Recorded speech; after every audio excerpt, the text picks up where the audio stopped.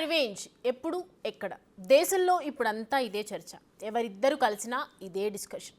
ప్రధాని మోడీ వరుస సమావేశాలతో revenge attack కు ముహూర్తం ఫిక్స్ అయిందన్న భావనలో ఉంది పాక్. పాక్ ఆర్మీని టెన్షన్ పెడుతున్న ఆ 36 గంటలు. పీఓకే సరిహద్దుల్లో రఫేల్ జెట్స్ చక్కర్లు. ఇప్పటికే సైన్యానికి మోదీ ఫ్రీ హ్యాండ్. పాక్ను మరింత భయపెడుతున్న భారత్ యాక్షన్స్.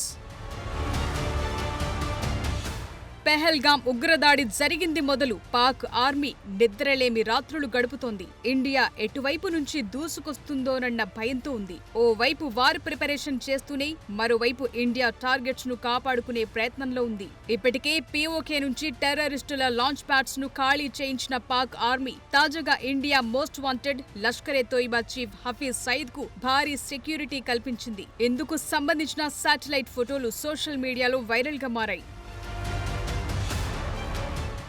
లాహోర్లో హఫీజ్ సయీద్ దాక్కున్న స్థలాన్ని గుర్తించింది భారత్. అతడికి 3 అంచెల భద్రత కల్పించినట్లు అనుమానిస్తోంది. ఆ ప్రాంతాన్ని హై సెక్యూరిటీ జోన్ గా ప్రకటించినట్లు సమాచారం. హఫీజ్ సయీద్ ను అంతర్జాతీయ ఉగ్రవాదిగా గుర్తించారు. గతంలో భారత్ ఒత్తిడితో పాక్ అరెస్టు చేసి జైల్లో కూడా పెట్టింది. కానీ ఇప్పుడు ఏకంగా అతడికి హై సెక్యూరిటీ కల్పించడం సంచలనంగా మారింది. హఫీజ్ టార్గెట్ గా ఇండియా ఆపరేషన్ చేపడుతుందనే భయంతో పాక్ రక్షణ కల్పించినట్లు టాక్.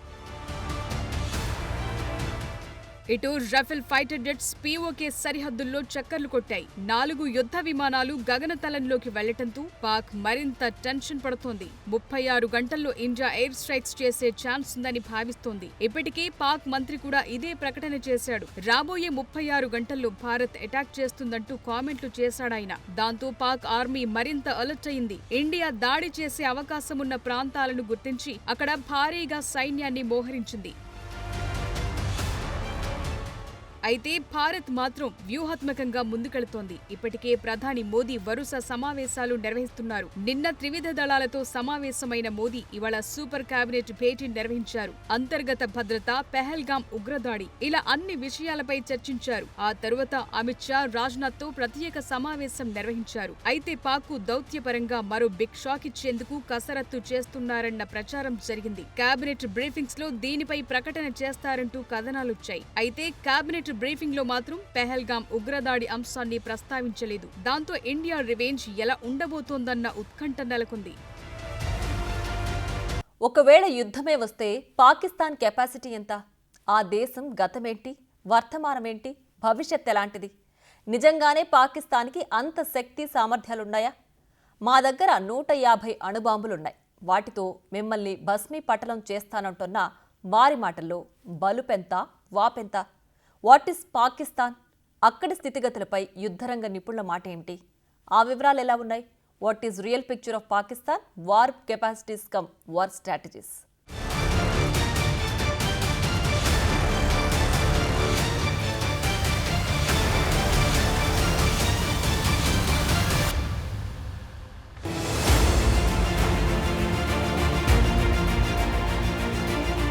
పహల్గాం దాడి జరగడానికి 3 రోజుల ముందు on record Pak army chief Munir Asim ఒక మాట అన్నాడు. మనం హిందూ భారత్ కి వ్యతిరేకంగా ఒక పౌర యుద్ధం చేయాల్సి ఉందని కామెంట్ చేశాడు. మునీర్ ఆ మాటలన్న 3 రోజుల తర్వాత పహల్గాం దాడి జరిగింది. దీన్ని బట్టి చూస్తే పాకిస్తాన్ హస్తం లేకుండా ఈ దాడి జరిగే ఛాన్స్ లేదన్నది ఎక్స్ ఆర్మీ ఆఫీసర్స్ అంటున్న మాట.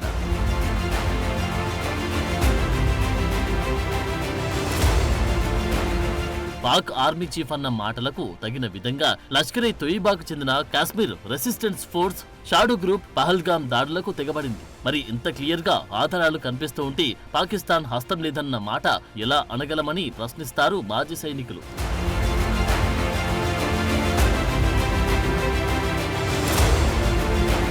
మునీర్ ఐఎస్ఐ చీఫ్ గా ఉండగా లష్కరే తోయిబా వంటి ఉగ్ర సంస్థలతో సంబంధ బాంధవ్యాలు నెరిపాడు కూడా. వీటన్నిటిని బట్టి చూస్తే ఇది 100% పాక్ ప్రేరేపిత ఉగ్రవాదమే కన్ఫర్మ్ గా చెప్పొచ్చంటారు భారత సైనికులు.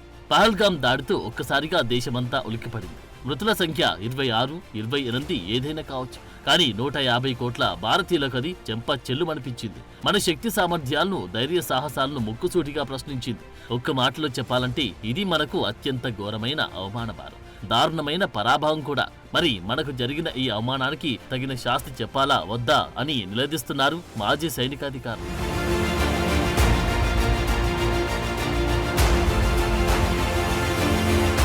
ఎందుకంటే ఇది నేరుగా మన గుండెలకు గురిపెట్టిన గాయం. ఈ గాయానికి మందు పూయాలంటే అందుకు పాకిస్తాన్కి గుణపాఠం చెప్పడమొక్కటే తరుణోపాయమన్నది సత్యహరిశ్చంద్ర పద్యాలు చెప్పినట్టు ఇచ్చోటనే లేత ఇల్లాళ్ల పుస్తెల తాళ్లు తెగిన చప్పుళ్ళు మన గుండెలకింకా వీడనే లేదు.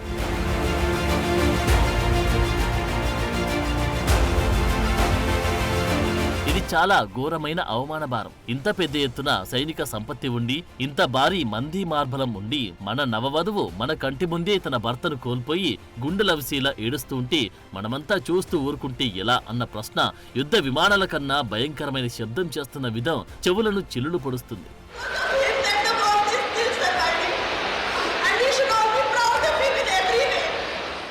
ఇదే ఘటనలో మరొక బాధితురాలంటున్న మాట కూడా మనం ఎట్టి పరిస్థితుల్లోనూ మర్చిపోకూడదు. తన భర్తతో పాటు తనను తన కొడుకును కూడా చంపమని ఆ ఉగ్రవాదిని ఆమె అడిగిన విధం మన నిస్సహాయతకు నిదర్శనం. సరిగ్గా ఇదే సమయంలో ఆ టెర్రరిస్ట్ ఈ మాట మీ మోడీని అడగమనడం చూస్తుంటే వారికి భారత్ అన్నా దాని సార్వభౌమాధికారం అన్నా ఎంతటి గౌరవ మర్యాదలున్నాయో ఊహించుకోవచ్చు, మరెంతటి భయభక్తులున్నాయో అర్థం చేసుకోవచ్చని అంటారు ఎక్స్ ఆర్మీ మేజర్స్.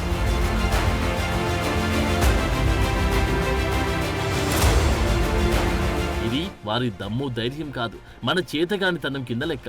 దీన్ని ఎట్టి పరిస్థితుల్లోనూ మనం చూస్తూ ఊరుకోకూడదు. ఇది పాక్ ప్రేరేపిత ఉగ్రవాదపు పైశాచికత్వానికి పరాకాష్ఠగా వీరు అభివర్ణిస్తారు. మనమిలా వదిలేస్తూ పోతూ ఉంటే ఇలాంటి ఉగ్రదాడులు మరిన్ని జరిగే అవకాశం ఉంది. దీన్ని మనం చేజేతులా కొడి తెచ్చుకోవద్దనే హెచ్చరికలు జారీ అవుతున్నాయి.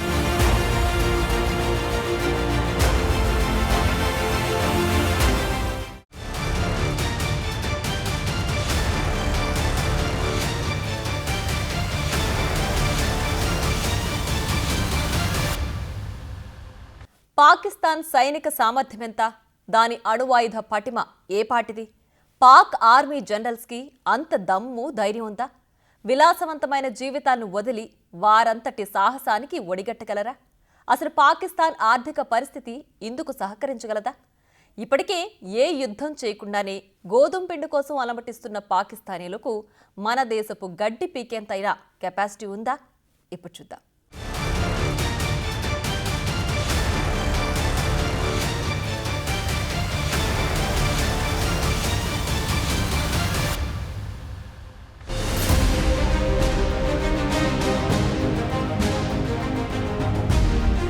మనమంతా కలిసి పహల్గాం దాడికి గట్టిగా బదులు చెప్పాల్సిందే, తప్పదు.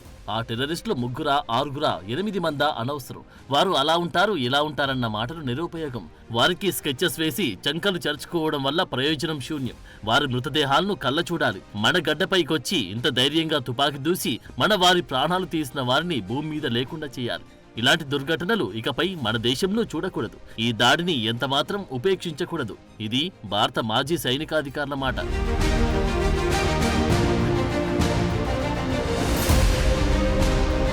పుల్వామా, ఉరి, పహల్గాం కాశ్మీర్ చరిత్రలోని అత్యంత భయంకరమైన ఉగ్రదాడులు. వీటినెందుకు చేశారంటే కాశ్మీర్ ఆర్థిక శక్తి సామర్థ్యాలను నిర్వీర్యం చేయడానికి. ఆర్టికల్ 370 రద్దు తర్వాత కాశ్మీరం ఎక్కడ స్వేచ్ఛ సంపాదిస్తుందో అన్న దురుద్దేశం కొద్దీ ఈ ప్రాంత ఆర్థిక స్వేచ్ఛను ధ్వంసం చేయడానికి వేసిన ఎత్తుగడ పహల్గాం దాడి.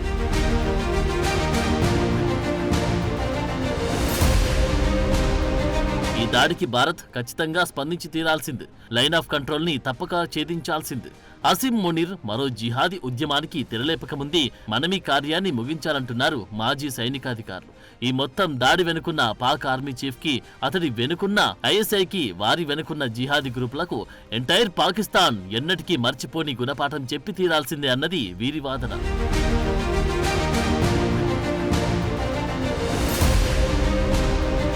ఇప్పటి వరకు మనం 2 సర్జికల్ స్ట్రైక్ చేశాం. అందులో ఒకటి సైనికులు చేయగా మరొకటి ఇండియన్ ఎయిర్ ఫోర్స్ బాలాకోట్లో చేసినది. ఈ 2 అటాక్స్ ద్వారా 200కు పైగా టెర్రరిస్టులను మట్టుబెట్టిన మాట నిజం. వారి స్థావరాలు ధ్వంసం చేసినది వాస్తవం. ఈ దృశ్యాలు ఆనాడు దేశ ప్రజల మనసు చూరగొన్న విషయమూ తెలిసిందే.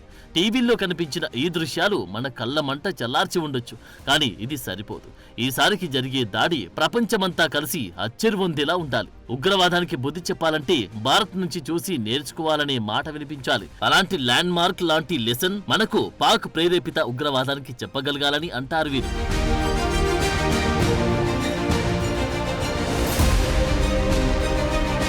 మన దగ్గర అందుకు తగిన అవకాశాలు ఉన్నాయని చూస్తే first of all Bharat Pak పై చేసే దాడులను అడిగేవారు లేరు. ఆ మాటకొస్తే ప్రస్తుతం ప్రపంచమంతా మన వైపే ఉంది. అలాగని ఈ బుద్ధి చెప్పే కార్యక్రమం తేలికగా తీసుకోకూడదు. అంచెలంచెలుగా చేయాలి. ఒక పద్ధతి ప్రకారం జరపాలి. పాకిస్తాన్ ఇక జన్మలో కూడా ఇలాంటి ఉగ్రవాద ప్రేరేపిత కార్యకలాపాలకు పాల్పడకూడదు. మన ముందు మోకరిల్లి వారు కుళ్ళి కుళ్ళి ఏడ్వాలి. అలా చేయాలంటే ఒక కార్యాచరణ అవసరమంటున్నారు మన మాజీ సైనికోద్యోగులు.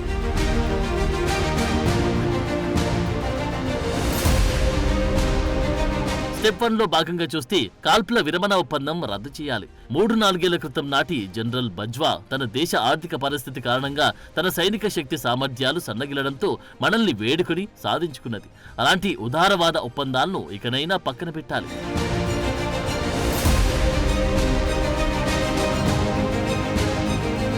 ఇక రెండోది ఏంటంటే మన మీడియం ఆర్టిలరీని రంగంలోకి దించాలి. బోఫోర్స్ మల్టీబేరల్ రాకెట్ లాంచర్లను పీఓకేలోని టెర్రరిస్టు స్థావరాలపై ప్రయోగించాలి. మన ఆయుధ ప్రయోగాలకు అక్కడి టెర్రరిస్టుల కూచాలు కదిలిపోవాలి. వీటితో పాటు మరికొన్ని పాకిస్తానీ స్థావరాలపై మనం గురిపెట్టాలి.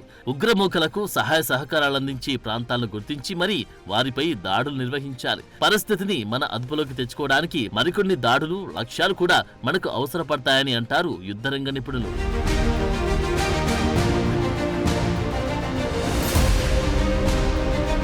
మూడో స్టెప్ ఎలాంటిదని చూస్తే బ్రహ్మోస్ వంటి మన క్షిపణుల ద్వారా లాహోర్, కరాచీ వంటి ప్రాంతాల్లో తలదాచుకున్న టెర్రరిస్టులను హతం చేయాలి. వారి స్థావరాలు కూడా లేకుండా చూడాలి. కాకులను, పావురాలను చంపి అదే పెద్ద గొప్పగా చెప్పుకోవడం కాదు. మనము ఉగ్రవాదులే కాదు, పాకిస్తానీలు, ఈ ప్రపంచమంతా కూడా భారత్తో పెట్టుకుంటే ఎలా ఉంటుందో కల్లారా చూడాలి. అంతటి టెర్రర్ అటాక్ చేయగలగాలి. పహల్గామ్ దాడుల సమయంలో కేకులు కట్ చేసుకున్న వారి గుండెలదరాలని వీరు కుండబద్దలు కొడుతున్నారు.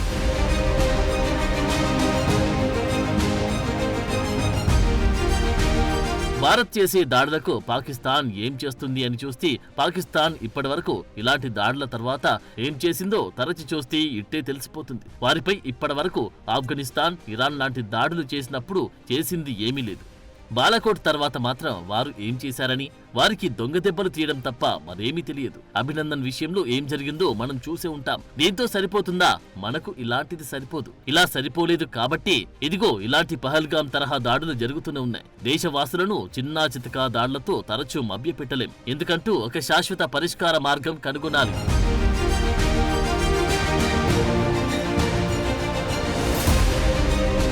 మనం ఏమనుకున్నామో అది చేసేయాలి. అంతేకాని ఆలోచిస్తూ కూర్చోకూడదు. మనతో పెట్టుకుంటే ఆ నష్టం ఎలా ఉంటుందో వారికి రుచి చూపించాల్సిందే. మొదట వారి ఎయిర్ ఫోర్స్ కి అపారమైన నష్టం కలిగించాలి. సుమారు 5-6 రోజుల పాటు ఈ యుద్ధం జరగాలి. మన ఎయిర్ ఫోర్స్ సామర్థ్యమేంటో వారికి రుచి చూపించాలి. ఆ దేశం మీద మన దేశానికున్న ఎయిర్ ఫోర్స్ సుపీరియారిటీని చాటాలి.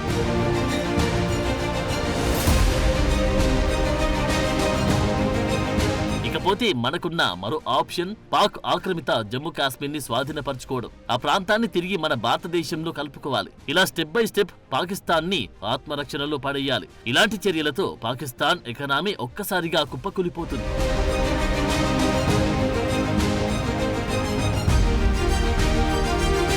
ఇప్పటికే పాకిస్తాన్ స్టాక్ మార్కెట్లు గజగజలాడుతున్నాయి. ఎక్కడ యుద్ధం వస్తుందో అన్న భయం కొద్దీ మార్కెట్లపై ఎగబడి పాకిస్తానీలు రేషన్ సరుకు విచ్చలవిడిగా కొంటున్నారు. ఎందుకంటే ఒక్కసారి యుద్ధం గాని మొదలైతే ఇక అక్కడి ఆహార నిల్వలు, ఇతర నిత్యావసరాలు పాక్ ఆర్మీ కంట్రోల్లోకి వెళ్లిపోతాయి. ఎలాంటి యుద్ధ వాతావరణం లేకుండానే అక్కడ గోధుమ పిండి నిల్వలు అడుగంటాయి. పట్టపగలు గ్రామాల్లో విద్యుత్ కోతలు విధిస్తున్నారు. ఇక యుద్ధం మొదలైతే ఆయుధ కర్మాగారాలకు, ఇతర యుద్ధ అవసరాలకు కరెంటు సరఫరా చేయడం కోసం నగరాలు కూడా విద్యుత్ ఆపిస్తారు. దానికి తోడు యుద్ధానికి 100 రూపాయలు ఖర్చవుతుందంటే యుద్ధ సన్నాహాలకు 50 రూపాయలు వెచ్చించాల్సి ఉంటుంది. ఈ క్రమంలో పాకిస్తాన్ ఈ యుద్ధాన్ని పూర్తి స్థాయిలో చేయడం కల్లా ఈ పరిణామ క్రమాలను ఎట్టి పరిస్థితుల్లో మనం మరవరాదు. ఈ వార్ టెర్రర్ డ్రామాతో వారిని కట్టిపడేయాలి.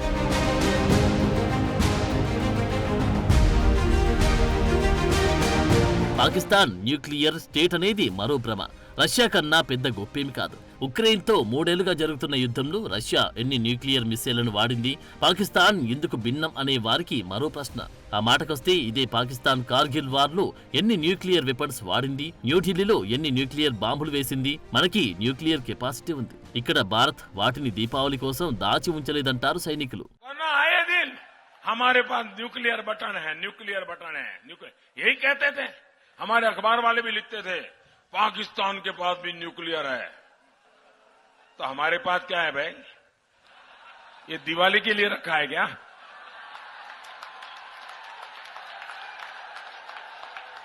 మనం గాని మన దగ్గరున్న న్యూక్లియర్ ఆయుధాన్ని వాడితే వచ్చే 700 ఏళ్ల పాటు గింజ బియ్యం గాని గోధుమ గాని పాకిస్తాన్లో పండవుగాక పండవు. పాకిస్తాన్ గుండెలు తీసిన బంటు. వాళ్లకు కనీస దయా జాలి ఉండదు. వారు అత్యంత క్రూరులు, కఠినాత్ములు అనడానికి వీల్లేదు.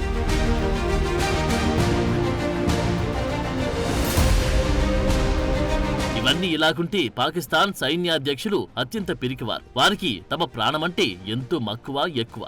అందుకే వారు తాము నివసించే బంగ్లాలకు అత్యంత కట్టుదిట్టమైన భద్రతా ఏర్పాట్లు చేసుకుంటారు. వారేంటూ వారి భార్యల నగా నట్రాల హంగు హార్బాటలేంటూ బెంజికార్ల విలాసాలేంటూ అన్నట్లుగా జీవిస్తుంటారు. ఇలాంటి సుఖభోగాలు వదిలి వారు తమ ప్రాంతం మొత్తం నిర్వీర్యమైపోవాలని ఎట్టి పరిస్థితుల్లోనూ కోరుకోరు. తమ పదవుల ద్వారా పొందుతున్న ఇంతటి హంగు ఆర్భాటాలను వదిలి వారు న్యూక్లియర్ పొగల వాసన ఆస్వాదించాలని కోరుకోరు. పాక్ ఆర్మీ దగ్గరున్న న్యూక్లియర్ వెపన్స్ భయపెట్టడానికి తప్ప వాడడానికి కాదని అంటారు నిపుణులు.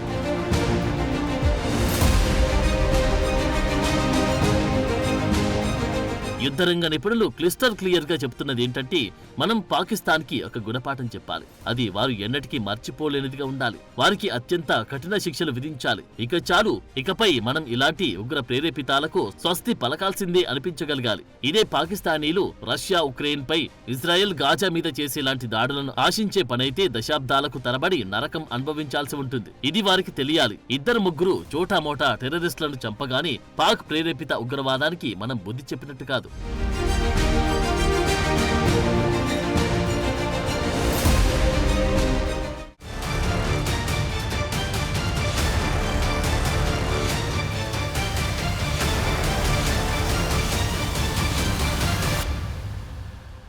ఈసారి మనం కొట్టే దెబ్బ పాకిస్తాన్ ఉగ్రవాదం మన భూభాగంలోకి చొరబడ్డానికి 1కి 10 సార్లు ఆలోచించాలి. ఇలాంటి దాడులకు తెగబడ్డానికి జీవితాంతం కూర్చుని థింక్ చేయాలి. ఈ చిన్న దెబ్బ తగిలినా కుప్పకూలిపోవడానికి సిద్ధంగా ఉన్న పాకిస్తాన్ ఆర్థిక వ్యవస్థను చూసి మనం అంతగా భయపడాల్సిన అవసరం లేదు. ఇది భారత మాజీ సైనిక అధికారులు అంటున్న మాట. మరి మన కేంద్రం ఈ దిశగా ఎలాంటి ఏర్పాట్లు చేస్తుందో తేలాల్సిందే.